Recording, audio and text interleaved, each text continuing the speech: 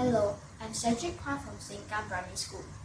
Singapore has entered phase 2 of heightened alerts in May 2021. This resulted in additional measures and restrictions, such as occupancy limit in shopping malls. For IDE Maker 2021 competition, the theme is Smart Solution in the Post-Pandemic New Normal. I have designed and built a crowd control robot to adapt to the new normal. It will limit the number of people in a certain area, like a shopping mall. Now, let me tell you about my robot and the parts I have used.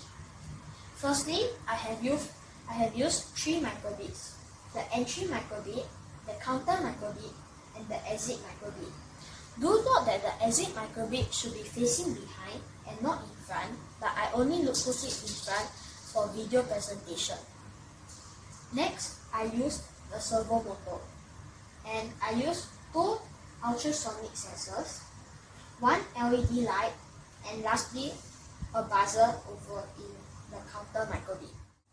When the robot is initialized, the mask will look green.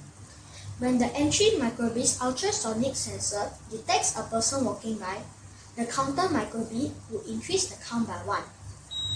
However, if it reaches its maximum capacity, which for this robot I set it to 5, the barrel will go down, the buzzer will beep, the mask will turn red, and a no entry sign will appear on the entry microbit. However, when the exit microbit's ultrasonic sensor detects a person leaving the place, the barrel will go up, the mask will turn green, and the arrow sign will appear. Together, we keep Singapore safe.